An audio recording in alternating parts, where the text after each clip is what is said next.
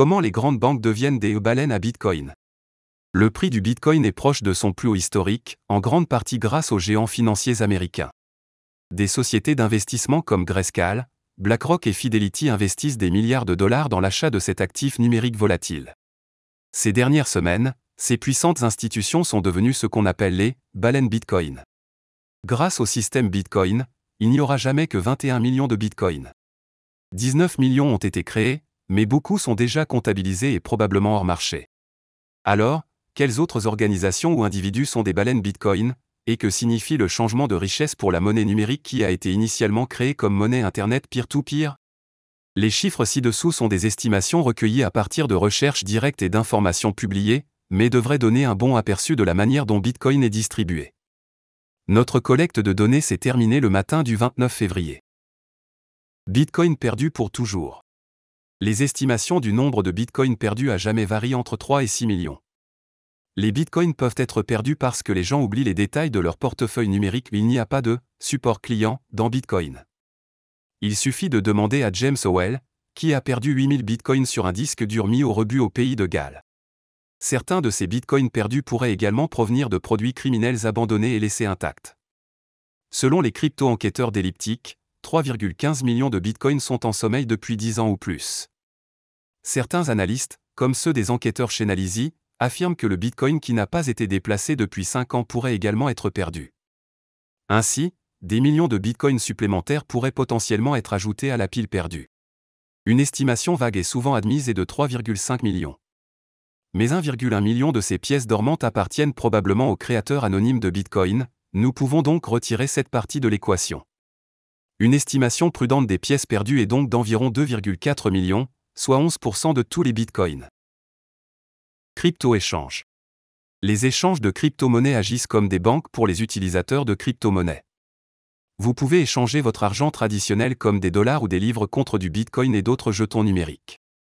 Les chercheurs de K33 estiment qu'environ 2,3 millions de Bitcoins sont conservés par les bourses, soit pour le compte des clients, soit sous forme de flottant. Binance est la plus grande plateforme d'échange au monde et compterait environ 550 000 Bitcoins, suivi de Bitfinex, 403 000, Coinbase, 386 000, Robinhood, 146 000 et OKX, 126 000. Au total, on estime que les bourses détiennent environ 11% de tous les Bitcoins. Cependant, laisser vos pièces sur un échange peut mal tourner, par exemple avec l'effondrement de FTX qui a laissé les clients sans accès à leurs pièces. Certains puristes du Bitcoin s'inquiètent également de la façon dont le recours à des bourses de grande taille, de plus en plus réglementées et conformes à la loi, va à l'encontre de l'étau anti-établissement du Bitcoin. Baleines inconnues. Une baleine Bitcoin est une personne qui détient plus de 10 000 Bitcoins dans son portefeuille numérique. Le site web BitInfoChart utilise des enregistrements publics de blockchain pour conserver une liste riche en Bitcoin des 100 portefeuilles les plus riches, et il existe environ 80 portefeuilles contenant 10 000 pièces ou plus, dont les propriétaires sont inconnus. Posséder un de ces portefeuilles ferait de vous un milliardaire. Certains d'entre eux pourraient être les portefeuilles de personnes ou d'organisations qui apparaissent ailleurs dans ce graphique, mais nous ne le saurons jamais, à moins qu'un chercheur ne fasse le lien ou que la baleine ne s'en échappe elle-même. Une estimation vague est que les grandes baleines représentent environ 8% de tous les Bitcoins. Encore à exploiter. La façon dont Bitcoin a été inventé signifie qu'il ne peut y avoir que 21 millions de pièces. Chaque pièce doit être extraite à l'aide d'un réseau d'ordinateurs bénévoles à travers le monde. Ces ordinateurs, souvent détenus par de grandes sociétés minières Bitcoin, agissent comme des comptables de haute technologie vérifiant et sécurisant l'enregistrement des transactions Bitcoin. En échange du travail, les ordinateurs sont automatiquement récompensés par des Bitcoins. Au fil du temps, le nombre de pièces distribuées dans le cadre de la récompense minière est automatiquement réduit et en avril, il sera à nouveau réduit de moitié, réduisant encore davantage l'offre de nouvelles pièces. Il reste encore environ 7% des pièces à extraire, et on estime que le dernier Bitcoin sera créé en 2140. Satoshi Nakamoto, inventeur du Bitcoin. Le créateur anonyme de Bitcoin détient environ 1,1 million de Bitcoin dans des portefeuilles qui ont été les premiers créés en 2009. Aucune des pièces n'a été déplacée depuis des années et personne ne sait qui est Satoshi, ni même s'ils sont toujours en vie. S'ils sont encore en vie et les estimations sont exactes, Satoshi Nakamoto serait alors à peu près la 22e personne la plus riche du monde. Cette réserve représente environ 5% de tous les Bitcoins. Géants de la finance réglementée. En janvier, les autorités financières américaines ont autorisé les sociétés d'investissement à commencer à vendre de nouveaux produits financiers liés au Bitcoin, appelés Spot Bitcoin ETF. À la mi-février, les sociétés d'investissement qui ont postulé pour lancer des ETF ont commencé à acheter des Bitcoins par milliers, car tout le monde, des hedge funds aux traders en bourse, achetaient des ETF pour parier sur le prix du Bitcoin, sans avoir à posséder eux-mêmes de pièces. Selon K33 Research, 933 000 coins avaient déjà été alloués ou achetés au 29 février et sont actuellement détenus par les géants pour ces nouveaux produits financiers. Les analystes de K33 pensent que le plus grand détenteur est Grayscale, qui a débuté en tant que société de services d'investissement en monnaie numérique. On estime qu'il possède environ 450 000 bitcoins. Parmi les autres géants figurent BlackRock, 150 000, et Fidelity, 102 000. La plupart des fans de crypto-monnaies en ligne célèbrent l'augmentation de leur fortune personnelle grâce aux banques qui augmentent la valeur du Bitcoin grâce à une demande accrue. Mais certains ont exprimé leurs inquiétudes quant à la consolidation du pouvoir et de la richesse dans le système bancaire réglementé traditionnel que Bitcoin a été inventé pour remplacer. Ces géants financiers détiennent désormais environ 4,5% de toutes les pièces. On se demande ce que pensera Satoshi Nakamoto si et quand les banques le dépasseront dans leurs avoirs en Bitcoin. Géants de la finance réglementée. En janvier, les autorités financières américaines ont autorisé les sociétés d'investissement à commencer à vendre de nouveaux produits financiers liés au Bitcoin, appelés Spot Bitcoin ETF. À la mi-février, les sociétés d'investissement qui ont postulé pour lancer des ETF ont commencé à acheter des Bitcoins par milliers, car tout le monde, des hedge funds aux traders en bourse, achetaient des ETF pour parier sur le prix du Bitcoin, sans avoir à posséder eux-mêmes de pièces. Selon K33 Research, 933 000 coins avaient déjà été alloués ou achetés au 29 février et sont actuellement détenus par les géants pour ces nouveaux produits financiers. Les analystes de K33 pensent que le plus grand détenteur est Grayscale, qui a débuté en tant que société de services d'investissement en monnaie numérique. On estime qu'il possède environ 450 000 bitcoins. Parmi les autres géants figurent BlackRock, 150 000, et Fidelity, 102 000. La plupart des fans de crypto-monnaies en ligne célèbrent l'augmentation de leur fortune personnelle grâce aux banques qui augmentent la valeur du Bitcoin grâce à une demande accrue. Mais certains ont exprimé leurs inquiétudes quant à la consolidation du pouvoir et de la richesse dans le système bancaire réglementé traditionnel que Bitcoin a été inventé pour remplacer. Ces géants financiers détiennent désormais environ 4,5% de toutes les pièces. On se demande ce que pensera Satoshi Nakamoto si et quand les banques le dépasseront dans leurs avoirs en Bitcoin. Forces de l'ordre. Les forces de police du monde entier démantelant régulièrement les gangs de cybercriminalité ou les marchés illicites, saisissant ainsi d'énormes réserves de Bitcoin. Il y a eu 3 saisies majeures de Bitcoin par les États-Unis depuis 2020. Finalement, ils seront vendus aux enchères, mais selon une étude de TwoOne.co, les fonds sont restés dans leurs portefeuilles cryptographiques respectifs et n'ont pas été déplacés, il y a donc près de 200 000 Bitcoins. Tenue des bustes. Arkham Intelligence a également lié une adresse de portefeuille Bitcoin contenant 30 000 pièces supplémentaires au retrait américain du marché Darknet Silk Road. On pense que le Royaume-Uni détient 61 000 Bitcoins provenant des une saisie majeure en 2018, et on pense que la police allemande possède encore 50 000 pièces provenant des une opération récente. MicroStrategy, éditeur de logiciels. Les adeptes du Bitcoin sont souvent représentés comme ayant des yeux laser sur les images des réseaux sociaux, et aucun n'est plus brillant que ceux de l'entrepreneur en logiciel Michael Saylor. En 2020, il a persuadé son éditeur de logiciels d'entreprise de commencer à acheter autant de Bitcoin que possible, et il célèbre chaque achat avec un tweet qui devient invariablement viral auprès des fans de crypto. MicroStrategy et ses filiales possèdent désormais environ 193 000 Bitcoins et sont la plus grande organisation propriétaire de pièces numériques. Block One, société de crypto-logiciels. En 2020, le PDG du fabricant de logiciels de cryptographie Block One a tweeté que son entreprise avait continué à acheter des bitcoins après un achat initial de 140 000. Le chiffre réel est donc probablement beaucoup plus élevé. L'entreprise n'a pas répondu à notre email. Mongox, pièce perdue dans le piratage.